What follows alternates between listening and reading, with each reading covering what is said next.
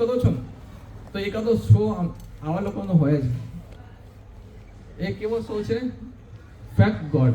Fake એટલે ખોટા ભગવાન. કોણ છે?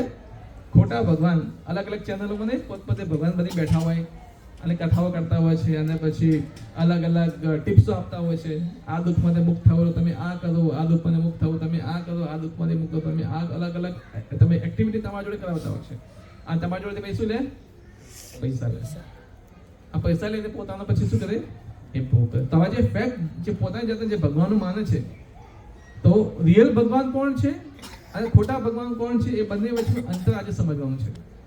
એટલે આપણને ખબર પડે કે કોઈ આપણને કહે કે હું ભગવાન છું, તો ભગવાનના શું ગુણ હોવા જોઈએ એ ગુણ તમને ખ્યાલ હોય તો કોઈ આપણને કહી ના શકે કે ભાઈ હું ભગવાન છું, તો તમે એને કાપી નાખો, તો ભગવાન નથી. આ કલયુગ ચાલે છે એટલે પોતાની ચાર આંખો હોવી જોઈએ. આપણે કેટલી આંખો હોવી જોઈએ? 4 આંખો. 2 આંખો તો છે જ, અને 2 આંખો બુદ્ધિને ખુલ્લી રાખવાની. એટલે બુદ્ધિ પર વિચારવું જોઈએ કે હું જેને ભગવાન માની રહ્યો છું એ ખરેખર ભગવાન છે કે નથી. એવા બધા પ્રશ્નો થવા જોઈએ. એવું નહીં કે જ્યાં સીધા પગે પડી ગયા હા ભાઈ અમે તો તમારા દાસ છે ના છે તે છે, એવું ના હોવું જોઈએ. આપણે એટલીસ્ટ આપણે બુદ્ધિથી વિચારવું જોઈએ કે ભગવાન છે કે નથી. અને તમે જેને પણ ભગવાન માનો છો, કૃષ્ણ તો ભગવાન છે જ, અને એમને માનો તો એ બહુ સારું થયું છે. પણ તમે જો અલગ દેવી દેવતાઓ છે તમે માનતા હો તો તમે પ્રશ્ન હોવો જોઈએ કે ખરેખર હું જે કરી રહ્યો છું સાચું કે ખોટું. તો એટલીસ્ટ એ તમને ખ્યાલ હોવો જોઈએ. અને આવા જે ઢોંગી ગુરુ આવતા હોય છે, ઢોંગી ગુરુ અને ઢોંગી ભગવાન જે બંને બેઠા હોય છે, તેમનાથી પણ બહુ સાવધાન રહેવું જોઈએ. તો એના વિશે આ બહુ ખાસ ચર્ચા આપણે કરવાની છે. અને આવા લોકોને ખોટા પાડવાથી કોઈ આપણે પાપ ના લાગે. અમુક વાર એવો ડર લાગતો છે આપણને કે કંઈક બોલી જુદા આપણે કંઈક થઈ ગયું તો આપણને એવો ડર લાગે, મનમાં થોડો ડર રહે. કશું કોઈ ડર ના લાગે. પ્રભુપાદજી હતા તો પ્રભુપાદજી જ્યારે કોઈ કહે ને, કોઈ વ્યક્તિ એવું કહે ને કે ભાઈ હું ભગવાન છે, તો પ્રભુપાદ તરત એને ત્યાં જ ખખડાઈ દે, ત્યાં જ નીચે બેસાડી દે એને કે તો ભગવાન કૂતરો છે, કે ભગવાન કૂતરો કે એને તો રાસ્કલ છે, રાસ્કલ. જે કે હું ભગવાન છે તો પ્રભુપાદ એને રાસ્કલ કે યુ આર રાસ્કલ નંબર 1. નિડરથી બોલતા એમ. તો એવી રીતે એક હોવું જોઈએ. કારણ કે જ્યાં ફિલોસોફી બોલવાની હોય ત્યાં કોઈ પણ પ્રકારની ટેન્શન યા મને કોઈ પાપ લાગશે, આપણે ગામડામાં આવું તો વધારે પાછું કે બોલી દઈશ તો કંઈક થઈ ગયું તો અમુક વાર કેવું થાય કે બોલી દીધું આપણે, પછી સાંજે કંઈક તાવ આવ્યો તો શું થાય, એ હું બોલ્યો એટલા માટે થઈ ગયું, એ મનમાં પકડાઈ ગયું. અમુક વાર અમારા અમુક રિલેટિવ હોય છે, મારા અમુક રિલેટિવ, મેં એમને કહ્યું ભગવાન કૃષ્ણ પર ફેર આપો તમે અમુક બાધાઓના પર દોરા બાંધેલા હોય છે હાથ પર, કાળા ધોળા લીલા પીળા કાળા એટલા દોરા બાંધેલા હોય છે. મેં કીધું આ બધું છોડી દો, ભગવાન કૃષ્ણ પર ફેર રાખો, તમે માળા કરવા તમે ચાલુ કરી નાખો. તો 2-3 દિવસ માળા કરી પછી દોરો તો કાપી દીધો. જેવો દોરો કાપ્યો સાંજે એમને તાવ આવી ગયો. જેવો તાવ આવ્યો તો બાબા કોલ આવ્યો મને કે આ દોરો કાપ્યો, મને ભાઈ તાવ બહુ ચડી ગયો. કે તાવ કોઈ મોસમ ચેન્જ થી એના લીધે પણ આવ્યો હોય, કોઈ શરદીથી એના લીધે પણ આવ્યો હોય, પણ મનમાં શું ફીટ થઈ જાય, આ કાપ્યું એટલા માટે મારી માતા રિસાઈ ગઈ અને મને શું આવી ગયો? તાવ આવી ગયો. એટલે આવી માનસિકતા હોય. એટલે ફિલોસોફી આપણે ગામડાના છીએ, ગામડાના લોકો બહુ એકદમ ઇનોસેન્ટ હોય. ઇનોસેન્ટ મતલબ કેવાય એકદમ પેલા એ હોય છે, એકદમ સોફ્ટ હૃદયવાળા હોય છે. એટલે કોઈ બી ના ભગવાન માની લે. અત્યારે રસ્તા પર કોઈ કઈ મોટી રેલી જતી હોય ને, ભગવાન આવ્યા છે ભગવાન આવ્યા, તો અડધા તો ક્લાસ છોડી જતા રહે. કેમ કે બહુ બચ્ચા બહુ માયાળું હોય છે, એને પણ ભગવાન માની લે. પણ આપણે થોડું સમજવું જોઈએ એમ. તો અસલી અને નકલી અવતાર. અને ભગવાન ક્યારે ક્યારે આવે છે તો ભગવાન શ્લોકની અંદર પણ સમજાવે છે. યદા યદા, આ બધા શ્લોક તમે સાંભળ્યો પણ હશે. યદા યદા હિ ધર્મસ્ય ગ્લાનિર્ભવતિ ભારત અભ્યુત્થાનમ ધર્મસ્ય તદાત્માનમ સુજામ્યહમ. हे भरतवंशी, जब भी और जहाँ भी धर्म का पतन होता है और अधर्म की प्रधानता होने लगती तब मैं अवतार लेता हूँ. ક્યારે આવે છે ભગવાન? કે જે ધર્મનું પતન થાય છે અને જે અધર્મ બહુ વધી જાય ત્યારે ભગવાન પ્રગટ થાય છે. પણ આજકાલના ભગવાન ક્યારે પ્રગટ થાય છે? કઈ જગ્યાએ પ્રગટ થાય? કે ક્યાં પૈસા મળશે ત્યાં પ્રગટ થાય જલ્દી. તો ભગવાન જે ધર્મની સ્થાપના કરવાની હોય ને ત્યાં પ્રગટ થાય છે. આ વસ્તુ એક તમારા દિમાગમાં હોવું જોઈએ. પહેલી વસ્તુ આ હોવું જોઈએ કે ભગવાન જ્યારે ધર્મની સ્થાપના માટે એ પ્રગટ થાય છે, હે ને. જ્યારે જ્યારે પણ અધર્મ વધતો જાય અને એ અધર્મનો નાશ કરવા માટે ભગવાન સ્વયં પ્રગટ થાય છે. અમુક ભક્તો પ્રયાસ કરતા હોય છે, પણ જ્યારે એ પણ ના થાય ત્યારે ભગવાન સ્વયં ના આવવું પડે છે. જ્યારે ભગવાન કૃષ્ણ આવ્યા હતા દ્વાપર યુગના અંતમાં આવેલા, જ્યારે કળયુગની શરૂઆત થવાની હતી, દ્વાપર યુગના અંતમાં ભગવાન કૃષ્ણ આવ્યા કે જ્યારે અધર્મ એટલો બધો વધી ગયેલો, બહુ ભયંકર રીતે વધી ગયેલો, અને એ અધર્મની નાશ કરવા માટે અને ફરી પાસે સ્થાપના કરવા માટે ભગવાન કૃષ્ણ સ્વયં પોતે આવે છે. ઓકે, એ તો એ વસ્તુ આપણને ખ્યાલ હોવી જોઈએ. ભગવદ ગીતા 4.7 નો શ્લોક છે. અસલી અને નકલી અવતાર વચ્ચેનું અંતર શું છે એ આપણે આજે થોડું સમજીશું. અસલી અવતાર કોને કહેવાય? જોઈ શકો છો અહીંયા ભગવાન કૃષ્ણ છે, પછી ભગવાન વિષ્ણુ છે, પછી ભગવાન વિષ્ણુમાંથી અલગ અલગ બધા અવતારો આવે છે. વરાહ અવતાર આવે છે, જોઈ શકો છો વરાહ અવતાર આવે છે. પછી નારદ મુનિ 27 અવતારમાં છે. પછી મત્સ્ય અવતાર છે, કુર્મ અવતાર છે, 10 અવતાર છે એમાં મત્સ્ય અવતાર, કુર્મ અવતાર, વરાહ અવતાર, નરસિંહ અવતાર, પરશુરામ છે, વામન ભગવાન છે, બલરામજી છે, ભગવાન બુદ્ધ છે. પછી જો મોહમ્મદ પૈગંબર પણ છે, જીસસ ક્રાઇસ્ટ પણ છે, અને છેલ્લે વચોવચ કોણ છે? ચૈતન્ય મહાપ્રભુ. અને આ બધું જે ઘોડામાં બેઠા છે, ઘોડામાં એ કોણ છે? કલ્કી અવતાર. કલ્કી અવતાર કલયુગના અંતમાં આવવાના છે. તો કલ્કી અવતાર આ બધા ભગવાનના રિયલ અવતારો છે. અને જો જે પણ અવતાર આવે છે તો કંઈક ને કંઈક એક ઉદ્દેશ્ય લઈને આવે છે. જેમ કે નરસિંહ ભગવાન આવ્યા હતા, જો તો તમને ખ્યાલ હોય તો નરસિંહ ભગવાન કેમ આવેલા? હિરણ્યકશ્યપુને મારવા માટે. એટલો શક્તિશાળી, 14 લોકમાં એનું શાસન. વિચાર કરો, ઉપરના લોક, નીચેના લોક, કોઈને મારી ના શકે. અંદર બહાર નીચે ઉપર કોઈ જગ્યાએ નહીં. તો ભગવાન સ્વયં ના ઉપરી મારવા માટે, એ અધર્મનો નાશ કરવા માટે. અને એ વખતે એટલો અધર્મી બની ગયેલો કે દેવી દેવતાઓને પણ કહેતા હતા કે હિરણ્યકશ્યપુની જય હોય, હિરણ્યકશ્યપુની જય હોય. એમાં નારદ મુનિ જે છે એ પોતે પણ કહેતા હતા, એમાં હું પણ કહેતો હતો કે હિરણ્યકશ્યપુની જય હો. તો વિચાર કરો કેટલો એનો ખોફ હશે. અત્યારે કોઈ આતંકવાદી આવી જાય, હે ને, કોઈ આતંકવાદી આવીને ચલો આખું ગુજરાત એને ઘેરી લીધું, આખું આસ્તો તો ઘેરી લીધું, આ બધાને બંદૂક લગાવી દીધી, અને બોલો કે આની જય હોય ને આની જય ના હોય, તો આપણે બોલવાના જ ને, પ્રાણની રક્ષક આપણે બોલવાના છે. તો હવે એવા લોકોને નાશ કરવા માટે પછી ભગવાન આવવું પડે એમ, જ્યારે બહુ અધર્મ બહુ જ વધી જાય. તો ભગવાન એવા સમય આવે છે, એવી નહીં કે ખાલી જ્યાં પૈસા હોય ત્યાં આવે છે. કલ્કી અવતાર આવવાના છે. ચૈતન્ય મહાપ્રભુ આવ્યા હતા. ચૈતન્ય મહાપ્રભુ એટલા માટે આવ્યા હતા કે કલયુગની અંદર હરિનામ, ખાલી હરિનામ જ સર્વ બધા શાસ્ત્રોનો સાર છે. ખાલી ભગવાનનું નામ તમે જે લો છો એ નામની અંદર સ્વયં ભગવાન છે. ભગવાનના નામમાં ને ભગવાનમાં કોઈ અંતર નથી. ભગવાનના નામમાં ભગવાનમાં કોઈ અંતર નથી. જ્યારે પ્રહલાદ મહારાજ તમે જુઓ અસુર કુળની અંદર હતા, ક્યાં કુળમાં કુળ કેવું હતું? અસુર હતું. ખાલી ઓમ નમો ભગવતે વાસુદેવાય ભગવાનનું નામ લેતા હતા, ભગવાન સ્તંભ તોડીને બહાર આવ્યા. ભગવાન સ્તંભ તોડીને બહાર આવ્યા. વિભીષણ લંકામાં તમે જુઓ, લંકાની અંદર કોઈ રામનું નામ નથી લેતું. ખાલી કોણ લેતું હતું? ખાલી વિભૂષણ, ખાલી વિભીષણ લેતા હતા. તો ભગવાન એમને સ્પેશિયલ ત્યાં ગયા વિભીષણને બોલાવવા માટે. ખ્યાલ આવે છે? એવા તો કેટલાય અવતારો છે. તો હા, પછી શું નામ? દ્રૌપદી જ્યારે એનું ચિરહરણ થતું હતું, જ્યારે સાડી દુશાસન જ્યારે ખેંચી નીકાળતો હતો, ત્યારે એ ગોવિંદ હે કૃષ્ણ કહે છે, તો ભગવાન ખાલી નામ લે છે, તો ભગવાન ત્યાં સ્વયં ત્યાં પ્રગટ થઈ જાય છે. એટલે ભગવાનનું જે નામ જે છે, નામ ભગવાન નામ અને ભગવાનનું કોઈ અંતર નથી. એટલે ભગવાન નામ પુકારો એટલે ભગવાન ત્યાં આવવું જ પડે. તમે કહેશો ભાઈ અમે તો હર રોજ શનિવારે ક્લાસમાં પુકારીએ છીએ, ભગવાન તો દેખાતો છે નહીં અમને. રોજ 16 માળા કરીએ છીએ, ભગવાન એક વખત આપણને દર્શન નહીં આપે. તો એટલા માટે નહીં આપતા. ગજેન્દ્ર તમે જો, ગજેન્દ્ર હાથી છે, અને પુષ્પ ખાલી ભગવાનને આપી દીધું, અને એક વખત કઈ સ્તુતિ કરીને ભગવાન ત્યાં દોડતા આવ્યા. ને એટલા દોડતા આવ્યા તો ભગવાન તો ગરુડ પર બેસીને, ભગવાન વિષ્ણુ ગરુડ પર બેસીને, તો ગરુડને આપણે તારી સ્પીડ તું ધીમે છે, તું સાઈડમાં રહે, હું જઉં છું પેલો. તો ગરુડને સાઈડમાં મૂકીને પોતે ત્યાં પેલા પહોંચી ગયા ભક્તિની રક્ષા કરવા માટે. તો આપણે પોતે આપણે કેમ નથી આવતા? કારણ કે આપણા અંદર જે કામ, ક્રોધ, લોભ, મોહ, મત હજી નીકળી નથી. આપણે હૃદયથી નહીં પુકારતા. આપણે ખાલી છીછરું નોલેજ છે. ભક્તિ કેવી છે આપણી? છીછરી ભક્તિ છે. પણ જ્યારે આપણા વૈષ્ણવને તમે ભક્તિ જુઓ તો તમને ખબર પડે કે ભક્તિનો શું રસ છે. ત્યારે એ લેવલની ભક્તિઓ તો આપણને ખબર પડે. આપણને તો એ પેટમાં દુખે કે તાવ આવે તો માળા બળા બધું સાઈડમાં જતું રહે. જ્યારે આવા મહાન ભક્તોને તમે જો એમની તમે પીડા તમે જુઓ તો તમને ખબર પડે. પ્રહલાદ મહારાજને જે એમને પિતા સ્વયં એને મારવા માટે પ્રયાસ કરતા હતા, કેટલા અઢળક પ્રયાસ હતા એને દાવાને અગ્નિમાં નાખી દીધા, એમને ઝેરીલા સાપોની વચ્ચે નાખી દીધા, એમને હાથી જેડે કૂચવાઈ દીધા, મોટા મોટા રાક્ષસો જોડે મરવાઈ દીધા, પણ તેમ છતાં પણ એમને ભગવાનનું નામ નહીં છોડ્યું.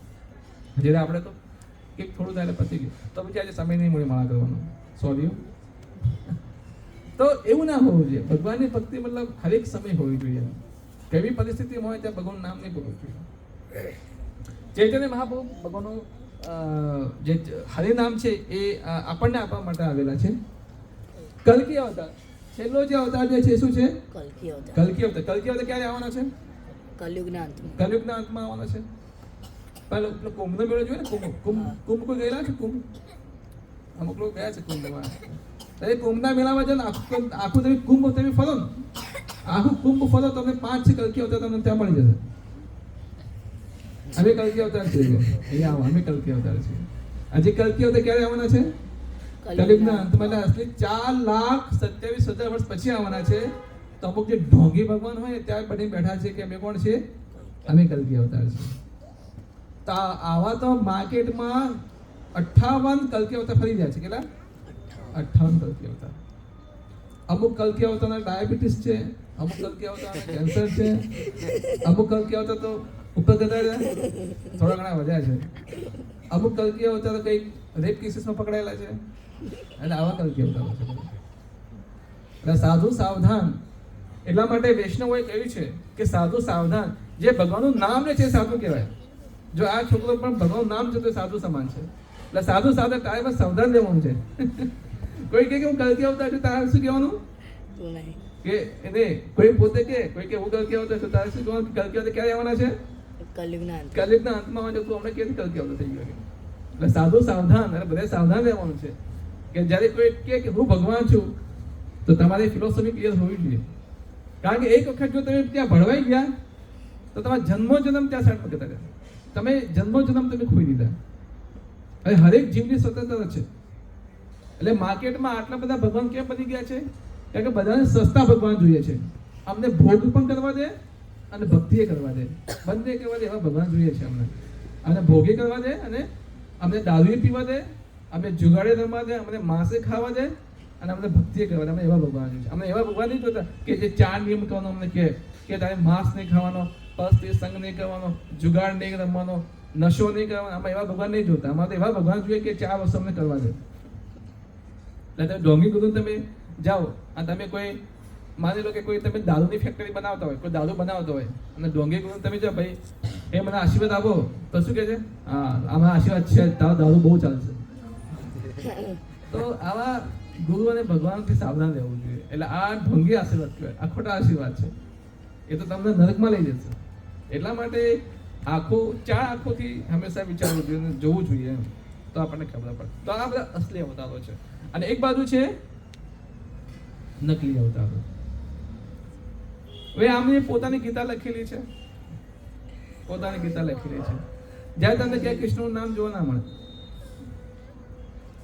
એન્ડ જે આપણે ભગવદ ગીતા નથી હમણાં, ગીતાનો તો ઉપરનો ફોટો જોયો છે, એમાં ભગવાન રથમાં બેઠા છે, નીચે કૃષ્ણ બેઠા છે, આમાં તમે ફોટો હશે. પણ આમને શું કર્યું? કૃષ્ણનો ફોટો અર્જુનનો ફોટો એટલે હટાવી દીધો અને પોતાનો ફોટો મૂકી દીધો. કહેલું કે ભગવાન કૃષ્ણે મને જ્ઞાન આપેલું છે એ પ્રૂફ કરવા માટે એમ. અને એમાં પોતાની ગીતા લખેલી છે. તો હવે એમની ગીતા વાંચી શું કલ્યાણ થવા મને કહો?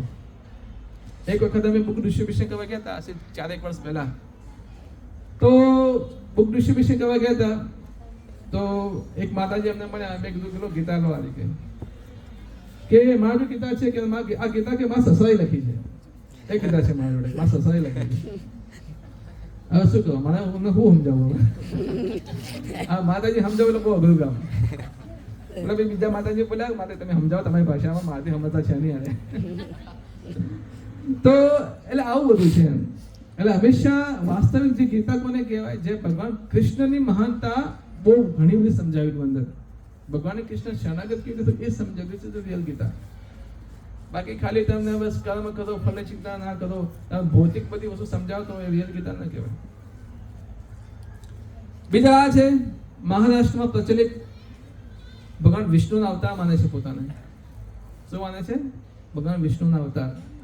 અને કેટલા કેસોમાં ફસાયેલા છે આવા અવતારો છે. અને કંઈક કહીએ એટલે શું કહીએ આપણને? શું કહે આપણને? હા, કે ભગવાન કૃષ્ણ કે એમનો જન્મ કે જન્મ થયો હતો ને એટલે અમે પણ લીલા કરવા માટે અમુક જન્મ જઈએ છીએ. અને એમની લીલા પછી બહુ વિચિત્ર હોય. એટલે કઈ બી વસ્તુ કઈ બી સાથે જોઈન્ટ કરી લે. એટલે આમાં ફેક્ટ જે ભગવાન છે એમાંથી સાવધાન રહેવું છે. સત્ય સાઈ, યસ, મોસ્ટ ઇમ્પોર્ટન્ટ. તમે બેઠા હોય તો તમે મોઢામાંથી સોનું નીકાળી દે, હાથમાંથી ચેન નીકાળે, કઈથી કાંઈ નીકાળી દે. એટલે આવા ખોટા જાદુ બતાવીને આપણે શું બતાવવા છે કે હું કોણ છું? ભગવાન છું.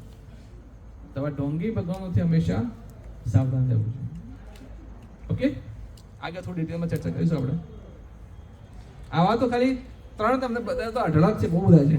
આ તો આખી પીપીટી એમ જ દીધી ફોટા બતાવવા જઈએ તો કેટલા પ્રકારના ભગવાન છે. કાકા ભગવાન, મામા ભગવાન, દાદા ભગવાન, ફોઈ ભગવાન, ફુવા ભગવાન, ચાચા ભગવાન, ચાચી ભગવાન, એક મામા, એક ભગવાન બાકી ભતીજા ભગવાન. એ આવી ગયા ભતીજા ભગવાન. કાકા, ફુવા, મામા, દાદા, આખી પૂરી ફેમિલી ભગવાન થઈ ગઈ છે. આટલા ભગવાન બહાર માર્કેટમાં છે. તો બહુ સાવધાન રહેવું. સાધુ સાવધાન. તો આજના જે વિષય જે છે આપણે અવતારનો અર્થ શું થાય છે એ સમજીશું. અવતારનો ઉદ્દેશ્ય શું છે એ સમજીશું. અસલી નકલી અવતારમાં શું અંતર છે. ભગવાનના અવતારને કે આપણે કેવી રીતે આપણે ખબર કેવી રીતે પડે કે ભગવાનના અવતાર છે એ આપણને ખબર હોવી જોઈએ. એના વિશે ચર્ચા કરીશું. અને 6 પ્રકારના અવતાર ભગવાન 6 પ્રકારના અવતાર લે છે. કેટલા? 6 પ્રકારના અવતાર. એમાંથી પ્રકાર એ હોવા જોઈએ અંદર. હા, બહુ ખાસ ઇમ્પોર્ટન્ટ છે કે ભગવાન કૃષ્ણ અને વિષ્ણુમાં શું અંતર છે. કોઈ કે કૃષ્ણ મોટા, કોઈ કે વિષ્ણુ મોટા. એક છે શું છે આપણે થોડી ચર્ચા કરીશું આમાં. તો 6 ટોપિક આપણે આજે જોવાના છે. તો અવતારનો સામાન્ય એમનો ઉદ્દેશ્ય શું હોય છે? પરિત્રાણાય સાધુનાં વિનાશાય ચ દુષ્કૃતાં ધર્મ સંસ્થાપનાર્થાય સંભવામિ યુગે યુગે. ભગવાન કહે છે 4.8 ની અંદર ગીતાની અંદર કે જ્યારે સાધુ જ્યારે નાશ થાય, જ્યારે સાધુ છે સાધુ તત્વ જ્યારે સમાજમાં જતું રહે, સાધુ જ્યારે અસાધુ બની જશે. આજકાલ તો આવું કહેવું ના જોઈએ મને. જે બ્રાહ્મણો છે, બ્રાહ્મણ સૌથી વધારે જો કંઈક કાંડ વાળ્યું તેમને એટલા માટે કે સૌથી વધારે આજે એ લોકો તમે જુઓ, આજે સ્લોટર હાઉસ છે, સ્લોટર હાઉસ ચાઇનાની અંદર જે ગાય જે કપાય છે ચાઇનાની અંદર, અને સૌથી વધારે જે ગાયનું જે ટ્રાન્સપોર્ટ થતું આપણે ઇન્ડિયાથી થાય છે. અને કરવાળો વ્યક્તિ ઇન્ડિયાથી ચાઇના કરવાળો બ્રાહ્મણ, બહુ ઓછા એવા બ્રાહ્મણ છે કે જે રિયલ ફિલોસોફીને ફોલો કરે છે. માંસ ખાવું, બ્રાહ્મણ થઈ માંસ ખાય તમને કેવું લાગે? કોઈ નીતિ નિયમ ફોલો નહીં કરવા. તો આ બધી વસ્તુ બહુ ધ્યાનમાં રાખવું જોઈએ કે સાધુઓ જ્યારે વિનાશ થાય છે ત્યારે જે દુષ્કર્મ જ્યારે વધી જાય, દુષ્કર્મ એટલું બધું વધી જાય ત્યારે, અને ધર્મની સ્થાપના કરવા માટે ભગવાન યુગે ઉગે આવે છે. યુગે ઉગે જે સતયુગમાં આવ્યા, ત્રેતામાં આવ્યા, દ્વાપરમાં આવ્યા અને કલયુગમાં પણ આવ્યા. પછી ભગવાન શું કહે છે આગળ? જન્મ કર્મ ચે મે દિવ્યમ યોમી વેતિ તત્વતા ચક્તા દેહ પુનર્જન્મ નેતિ મામેતિ સ્વર્જિન. મારા જન્મ અને કર્મ કેવા છે? દિવ્ય છે. ભગવાનના જન્મ અને કર્મ બંને દિવ્ય છે. આપણે જે ઢોંગી ભગવાન છે એમના જન્મ અને કર્મ દિવ્ય હોય છે. દારૂ પીતા હોય છે દિવ્ય કહેવાય, પરસ્ત્રેષણ કરતા હોય દિવ્ય કહેવાય. જે ભગવાનના જન્મ અને કર્મ શું છે? બંને દિવ્ય હોય છે. હવે અવતારનો અર્થ શું થાય છે આપણે સમજીએ. તો કોઈ વ્યક્તિ એવું કહે કે હું ભગવાનનો અવતાર છું, તો તમારો પહેલો પ્રશ્ન શું ઉઠાવવાનો? કે આપણા શાસ્ત્રોની અંદર એનું પહેલેથી વર્ણન હોવું જોઈએ. આપણા શાસ્ત્રોમાં એનું પહેલેથી વર્ણન હોવું જોઈએ. જેમ કે કલ્કી અવતાર આવવાના છે, તો મેં તમને કહ્યું ક્યારે આવવાના છે? કલયુગના અંતમાં. એટલે 4,27,000 વર્ષ પછી આવશે, જેમનું ઓલરેડી શાસ્ત્રોની અંદર વર્ણન છે. અને હજી બધા ડિટેલ આપણે ચર્ચા કરીશું. તો શાસ્ત્રોમાં એનું પહેલેથી વર્ણન હોવું જોઈએ. તમે જુઓ જેટલામાં અવતારો છે, વામન અવતાર છે, નરસિંહ ભગવાન છે, ઇવન મોહમ્મદ આપણે પેગમ્બર, જીસસ ક્રાઇસ્ટ, સમ્રાટ અશોક, ચાણક્ય પંડિત, આ બધાનું આપણા શાસ્ત્રોની અંદર વર્ણન છે કે આ લોકો આવશે, જન્મ છે, અહીંયા પ્રગટ થશે. તો આપણે ફેલ કરી શકીએ ના સાચા છે. ઓકે, તો શાસ્ત્રોમાં એમનું પહેલાથી વર્ણન હોવું જોઈએ. એમનું નામ શું છે એ પણ એમનું વર્ણન હશે શાસ્ત્રોમાં. એમનું માતા પિતાનું નામ શું હશે? જે કલ્કી અવતાર આવવાના છે એ અવતાર આવશે તો એમના માતા પિતાનું નામ શું છે અત્યારે વર્ણન છે, આપણા શાસ્ત્રને વર્ણન છે. પછી કેવો કલર હશે, એ કેવા કલરના હશે એ પણ વર્ણન છે. અને કઈ જગ્યાએ જન્મશે એ પણ આપણે છે વર્ણન. કલ્કી અવતાર કઈ જગ્યાએ જન્મવાના છે એ આપણા શાસ્ત્રમાં ઓલરેડી હમણાંથી વર્ણન છે. તો જ્યારે કલિયુગનો અંત થશે તો ભગવાન એ સ્થળથી પછી પ્રગટ થશે. એ અત્યારે હમણાંથી જ વર્ણન છે. અને એમની સાથે જેમના જે સેવકો આવશે, જે પાર્ષદો આવશે, એમનું પણ નામ છે. જેમ કે ચૈતન્ય મહાપ્રભુ જે આજથી 500 વર્ષ પહેલા આવ્યા તો એમનું પણ પુરાણોની અંદર વર્ણન આવે છે. અને એમાં જે પાર્ષદો છે, અદ્વૈતાચાર્ય છે, હે ને, શિવાસ ઠાકોર છે, હરિદાસ ઠાકોર છે, એ બધાનું વર્ણન આપણા શાસ્ત્રોમાં ઓલરેડી છે. એટલે આપણે માની શકીએ કે આ કોણ છે? ભગવાન છે ને એમના આ પાર્ષદો છે. તો જે કલ્કી અવતાર જે આવવાના છે તો એ પોતે આવશે અને એમના પાર્ષદો જે છે એમ લઈને આવશે. જે કે નરેન્દ્ર મોદી આવે તો એકલો ના આવે, આખી ટીમ લઈને આવે ને. એમ ભગવાન આવે તો પોતે ભક્તોની ટીમ લઈને આવે, તો એ પાર્ષદ કહેવાય એમના. તો પાર્ષદો પણ એમના નામ પણ ઓલરેડી વર્ણન છે. અને એ શું કાર્ય કરશે એમનું પણ વર્ણન છે. તો આજથી જ્યારે દ્વાપર યુગની અંદર જ્યારે ભગવાન આવેલા તો શું કરવા માટે આવેલા? ગીતાનો ઉપદેશ આપવા માટે, ધર્મની સ્થાપના કરવા માટે આવેલા, ગીતાનો ઉપદેશ આપવા માટે આવેલા. અને જે કલ્કી અવતારમાં જે કલ્કી અવતાર આવવાના છે એ કોઈ ગીતાનો ઉપદેશ આપવા માટે નહીં આવે, એ સીધા બધાને અપમાન મારવા માટે જ આવવાના છે. એ વખત કોઈ ઉપદેશ નહીં આપે. બે મિનિટ ઉભા તમને તો ઉપદેશ આપી દઉં, તું શરીર નહીં તું આત્મા છે, એ ઉપદેશ નહીં આપે ઉપર. કઈ સમયે અધર્મિક લોકો તો વધી ગયું હશે. આજકાલ તમે જો આજકાલની થોડી ઘણી તમને એવી અસર તો જોવા મળે, તો બહુ સારા સાત્વિક તમે છે ક્વોલિટી તમારા અંદર કે તમે લોકો સાંભળી રહ્યા છો. અમુક લોકો તો એવા છે કે સાંભળવા માટે પણ રેડી નથી. જો હમણાં ખાલી ભગવાનને કહે કે 5000 વર્ષ થયા છે તો વિચારો કે 1 લાખ વર્ષ પછી શું હાલત હશે. આપણે ખાલી 100 વર્ષનું વિચારીએ કે 100 વર્ષ પછી અહીંયા શું હાલત હશે તો આપણી કલ્પના પર કામ ના કરે. સિટીઓની અંદર તો એવું થયું છે આપણે ગામડે બેઠા આપણે કશું ખબર પણ ના પડે. ચાઇનાની અંદર માણસનું માંસ ખવાય છે હોટલોની અંદર. જ્યારે સ્ત્રી પ્રેગ્નેન્ટ હોય છે ને તો એ પ્રેગ્નન્સીમાં જ બાળક ફૂટોમાં વેચાય છે અને એનું માંસ ખાવામાં આવે, ભ્રૂણનું માંસ ખાવામાં આવે. આ ચાઇનાની અંદર થઈ રહ્યું છે અને આ ધીમે ધીમે આપણા ઇન્ડિયાની અંદર આવી રહ્યું છે, ધીમે ધીમે. અને ઘણી બધી વસ્તુ એવી છે જે તમે પબ્લિકમાં હું શેર નથી કરી શકતો, પણ એવું થયું છે કે જે આપણે જે ફોરેનમાં થયું છે ધીમે ધીમે હવે ઇન્ડિયાની અંદર આવી ગયું છે. તો આ વિચારો તમે કે શું હાલત થઈ રહ્યા છે. અને આપણે કોને ફોલો કરીએ છીએ? આપણે તો અમેરિકા, ચાઇના, જાપાન આપણે એને ફોલો કરવાના, આપણા શાસ્ત્રને ફોલો નહીં કરવાના. ખ્યાલ આવે છે? આપણે થોડું વિચારો તમે કે આપણે જે સવારે ઉઠીએ છીએ, આ રાત્રે આપણે જે સૂઈએ છીએ ને, તો આપણે કેટલી વસ્તુઓ આપણી ભારતીય સંસ્કૃતિને આપણે ફોલો કરીએ છીએ. કપડાથી લઈને હેરસ્ટાઇલ સુધી બધું જ આપણે કોને ફોલો કરીએ છીએ? પાશ્ચાત્ય દેશ એટલે અમેરિકાની એ મુસલ ફોલો કરીએ. શીખા રાખવા કીધું તો આપણે શીખા ના રાખીએ. શરમ આપણે કોણ શું કહે છે? ધોતી કુર્તા પહેરીને જઈએ કોલેજમાં તો આપણે શરમ આવે શું કોણ શું કહે છે? પેન્ટ શર્ટ એકચ્યુઅલી આપણી સંસ્કૃતિ નથી, એ ફોરેનરની છે સંસ્કૃતિ. આપણી સંસ્કૃતિ શું છે? ધોતી કુર્તા છે, જીન્સ પેન્ટ પણ નહીં. સ્ત્રી માટે સાડી છે અને પુરુષ માટે ધોતી કુર્તા છે. આ રિયલ છે. એટલીસ્ટ ઠીક છે, જોબ કરતા હોય છે પહેરવું પડે છે, એટલીસ્ટ ઘરે અને જ્યારે મંદિર દર્શન કરવા માટે જવું અને જ્યારે ક્લાસમાં આવો છો ત્યારે ખાસ કરીને શું હોવું જોઈએ? ધોતી કુર્તો હોવો જોઈએ, તિલક હોવો જોઈએ. આપણી ભારતીય સંસ્કૃતિ છે. તિલક કહેવાય કીધું હતું કે ભાઈ ત્યાં સ્કૂલમાં મને શું કહે છે, કોલેજમાં બધા મને શું કહે છે, ત્યાં જોબ પર ત્યાં મને બધા શું કહે છે. આપણે બસમાં જતા હોય તો બસમાં માળા કરવી તો છુપાઈ છુપાઈ માળા કરવી, કોઈ બાજુ જોતો શું વિચારે કે ભક્ત બની ગયા છુપાઈ છુપાઈ કરવાની હોય માળા. એવું કોઈ ડરવાનું ના હોય, ભલે જે વિચારે જે વિચારે.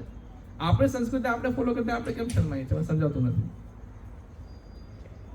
તો આ બધી બચપનથી જ આપણી જે આદત બનેલી છે એ ફોરેનરની સંસ્કૃતિ ફોલો કરવાની આદત બની ગઈ છે. જે અંગ્રેજો તો જતા રહ્યા પણ બધું એમનું અહીંયા છોડી ગયા છે. ચા છે ને ચા અંગ્રેજો પહેલા આપણે ઇન્ડિયામાં ચા હતી જ નહીં. અંગ્રેજો ત્યારે ચા આવી, અત્યારે બધા ચા ચાલતું નથી. તો એ તો કહેતા એમની આદતો છૂટતી નથી. તો એમના કાર્ય શું હશે એ પણ ઓલરેડી આપણા શાસ્ત્રની અંદર વર્ણન છે. એટલે કોઈ પૂછે કે હું કલ્કી અવતાર છું તો પૂછો કે તારા માતા પિતાનું નામ શું છે, બોલ પહેલા કે મારા માતા પિતાનું નામ છે. તો તમે શાસ્ત્રમાં વાંચો કે માતા પિતાનું નામ આ છે કે નથી, તો નથી કે તું ખોટો છે. કલર કેવો છે, કલર પણ વર્ણન છે. જન્મનું સ્થાન, ભગવાન ક્યાં ક્યાં જન્મ લેશે એ પણ વર્ણન છે. અને પાર્ષદ શું છે બધું જન્મના વર્ણન છે. અને આશ્રમ કયા વર્ણ છે, ક્ષત્રિય છે, બ્રાહ્મણ હશે, શુદ્ર હશે, વૈશ્ય છે, અને કયા આશ્રમો હશે, ગ્રહસ્થ કે બ્રહ્મચારી હશે, એ આશ્રમનું પણ વર્ણન છે.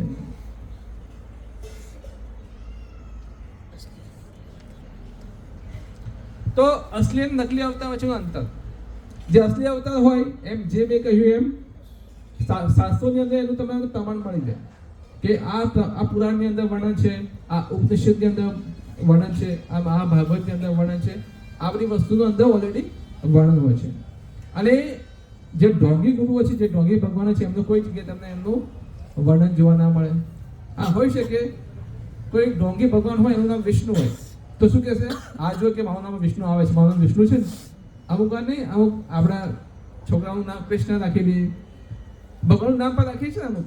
તો અમુક લોકો શું કરે, આ જો મારું નામ વર્ણન છે અંદર એમ ખ્યાલ. આવા લોકો પછી એવું કરે, પોતાનું નામ વિષ્ણુ રાખી દે, આ પછી શું કહે છે જો વિષ્ણુ નામનું વર્ણન છે અંદર.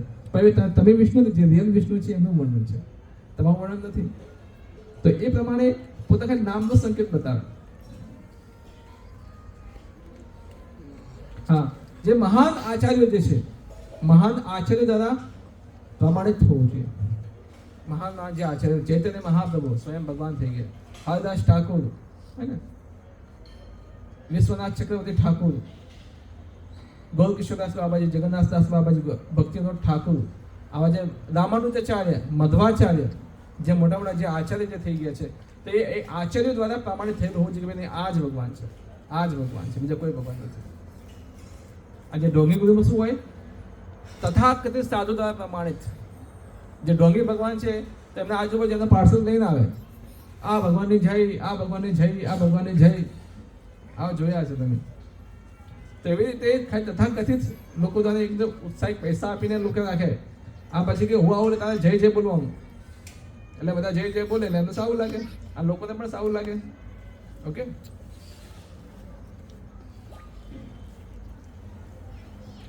उनका उपदेश शास्त्रों से तालमेल. એ જે ભગવાન જે પ્રગટ થયા છે અને એ જે ઉપદેશ આપશે એ ઉપદેશ આપણા શાસ્ત્રોમાં ઓલરેડી એનો વર્ણન હશે કે અહીંયા જગ્યાએ એનું વર્ણન આવે છે. અને જે ઢોંગી ભગવાન છે એમનું શું આવશે, શાસ્ત્રોની વિરોધમાં. શાસ્ત્રોમાં કોઈ જગ્યાએ એમનું વર્ણન જોવા નહીં મળે.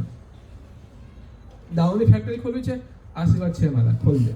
એનું કોઈ શાસ્ત્રોમાં વર્ણન, શાસ્ત્રોમાં શું લખેલું છે, 4 નિયમોનું પાલન કરવું જોઈએ. દારૂથી ભલે એક રિયલ ગુરુ હોય, એક રિયલ ગુરુ કેવા આશીર્વાદ આપે. ચલો કોઈ દારૂની ફેક્ટરી પર આવી ગયો હોય અને જે રિયલ ગુરુની શરણાગત લે તો તરત એને શું કહે છે, સૌથી પહેલાં તું આ બંધ કરી નાખ.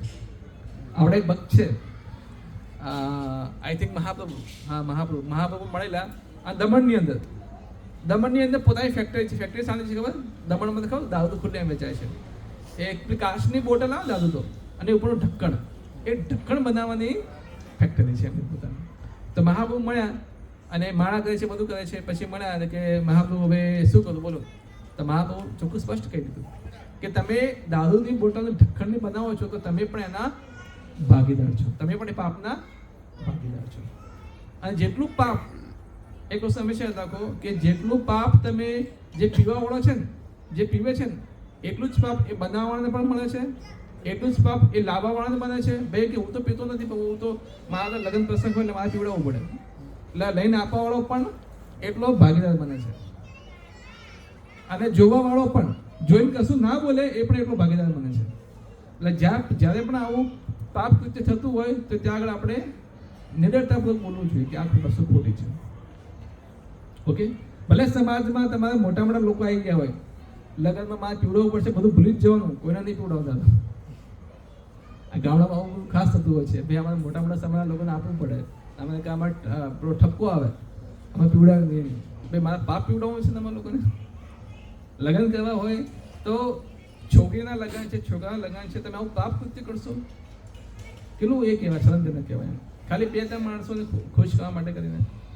તો રિયલ તો એ છે કે એ બધું ના હોવું જોઈએ. તો આવું બધું હોવું જોઈએ. તો શાસ્ત્રોના વિરુદ્ધ ઉપદેશ ના હોવા જોઈએ. ચોથું છે अपने को भगवान घोषित ना करना. हाँ, भगवान खाली कृष्ण જ પોતે કહે છે હું છું બીજ પિતામહ, હું બધા જીવોનો બીજ પિતામહ છું, હું સ્વયં ભગવાન છું. બાકી જેટલા પણ એમના જે અવતારો છે એ અવતારો શું કહે છે? ભગવાન કૃષ્ણ મહાન છે. જેમ કે બ્રહ્માજી શું કહે છે?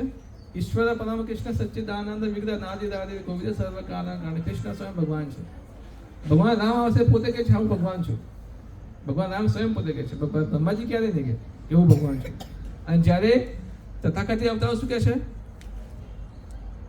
अपने आप को घोषित करना. એ પોતે શું કહે છે? હું કોણ છું? ભગવાન છું, હું ભગવાન છું. તમે બધા લોકો મારી પૂજા કરો. વચ્ચે પેલા કયા બાબા હતા? નિર્મલ બાબા. નિર્મલ બાબા નામ થોડી બધા? નિર્મલ બાબા, હા, એમનું બહુ જબરદસ્ત હતું. બહુ જબરદસ્ત કોમેડી. તમે એવું કહો કે તમે પેલા આપણને પૂછે કે તમે ક્યાંથી આવ્યા છો, આપણે એવું કહે હું આસોદરથી આવ્યો છું. તો એ શું પહેલાંથી આખી હિસ્ટ્રી જોઈ લે, આખો મેપ જોઈ લે કઈ વસ્તુ ક્યાં આવેલી છે. તો સૌથી પહેલાં તમને એ પૂછે કે તમે ક્યાં ડાકો ગયેલા છો. એટલે આપણને શું લાગે કે અમને બધી ખબર પડી કે ડાકો ગયેલો કે નહીં ગયેલો. તો આપણે શું કહીએ? હા ગયો તો પણ હું 5 મહિના પહેલાં ગયો એમ. તો એ તમને શું કહે છે? હા કે કૃપા ત્યાં જ અટકેલી છે, હવે તમે જઈને આવો ડાકો. પછી કોઈ એવું કહે કે તમે ક્યાંના છો? હું પાલનપુરનો છું. તો હું કહું હું પાલનપુરનો છું. તો સૌથી પહેલાં તમને કે તમે અંબાજી ગયેલા છો? હા કે અંબાજી ગયેલો છો આપણે. હું તો કે તમે ત્યાં શું કરેલું? તો તમે ત્યાં ચૂંદડી કે નથી ચડાવી? એટલે અમુક વાર આપણે ગયા વખત દર્શન કરી પાછા એટલે આપણે એવું લાગે હા મેં ચૂંદડી નથી ચડાવી, એટલે કૃપા તમારી ત્યાં જ અટકેલી છે. એક જણે એવો પ્રશ્ન પૂછ્યો આ કે હું કે ભૈરવને માનું છું. તો કે ભૈરવને તમે દાવ ચડાવ્યો હતો? ભૈરવ તો ખબર ચડે નહીં ચડતો. કે તમે દાવ ચડાવ્યો હતો? હા ચડાવ્યો હતો. તો કે તમે કયો દાવ ચડાવ્યો હતો? કે બધો દેશી દાવ ચડાવ્યો હતો. તો કે તમે દારૂ પીવો છો? તો કે હા હું પીવું છું. તો તમે કે હું તો પેલી બોટલ પીવું છું. તો કે તમે ભૈરવને દેશી દાવ ચડાવો, પોતે કે બોટલ પીવો છો, કે ભૈરવને પણ બોટલ ચડાવજો. એ વાત તમારી ત્યાં અટકેલી છે. એટલે આવી કૃપાઓથી સાવધાન રહેવું જોઈએ. એ વ્યક્તિ કેટલા કરોડો રૂપિયા કમાણા તમને અંદાજો પણ નહીં હોય. અત્યારે તો બધું બંધ થઈ ગયું, હું ખોટું સાબિત થયું. કરોડો રૂપિયા કેટલા? કરોડો રૂપિયા. એક વખત કોઈ પૂછ્યું કે તમે આટલા પૈસા કરશો શું? કે જ્યારે હું જતો રહીશ ત્યારે હું મારું મોટું મંદિર બનાવીશ, મારું નિર્મલ દરબાર કરીને એવું મોટું મંદિર બનાવીશ અને ત્યાં હું કૃપા આપતો રહીશ. એટલે એવું સાવધાન રહેવું જોઈએ.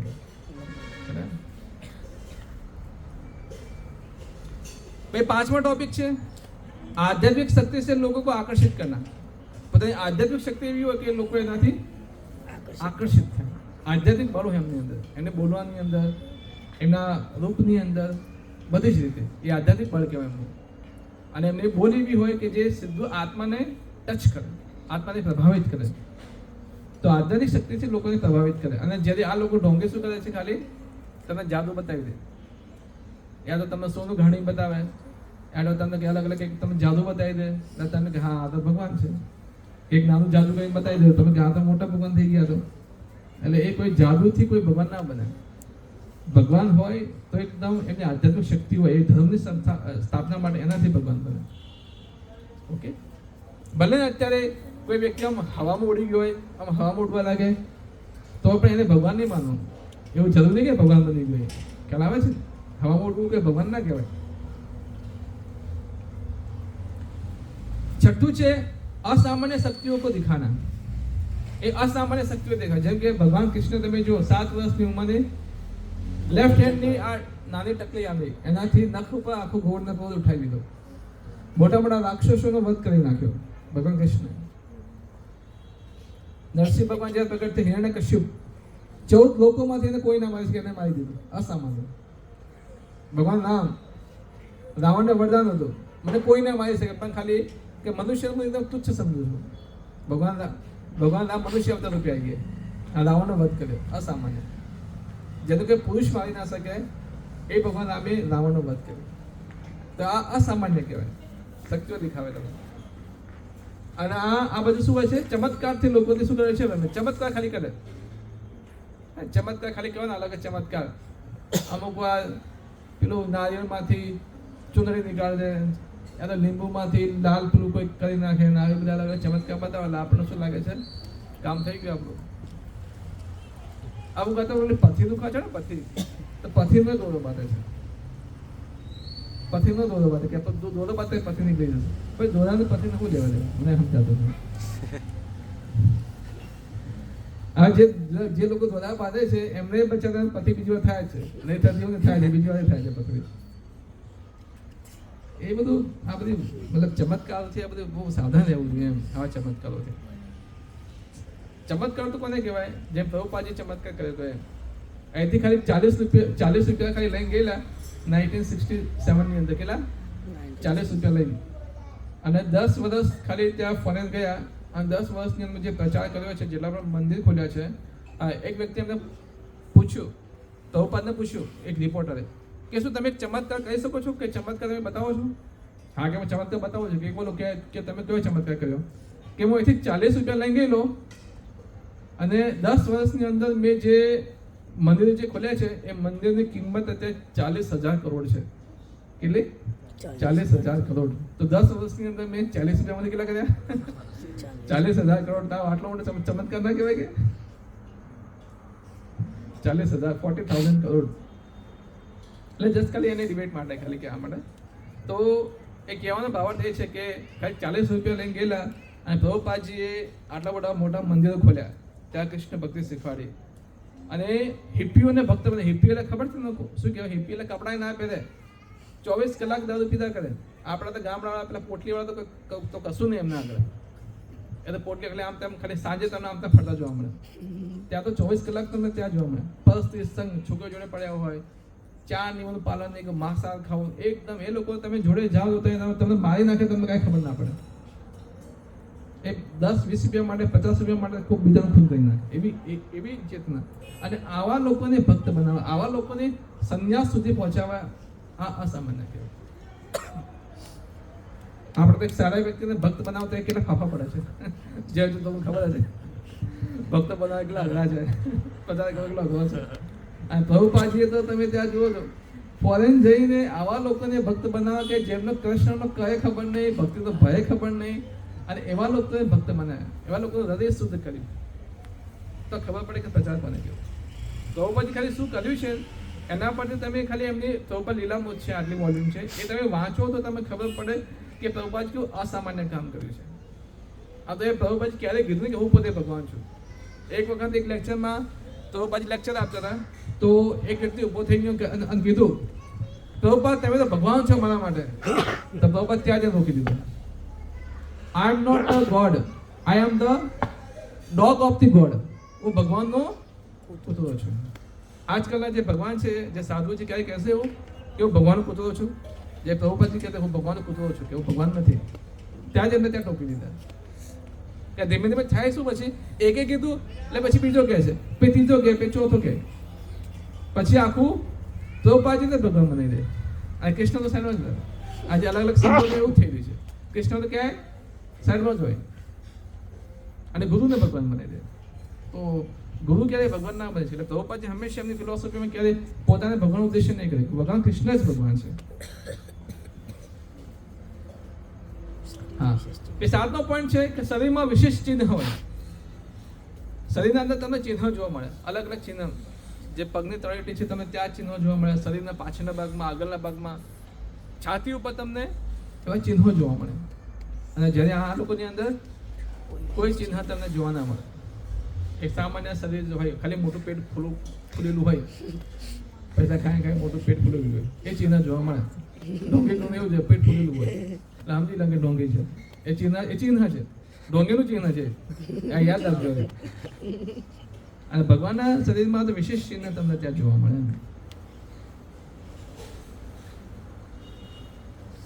भगवान कृष्ण और विष्णु में अंतर आई थिंक 9 7 થઈ ગઈ છે. આ નેક્સ્ટ રાખી યાદ અહીંયાથી આપણે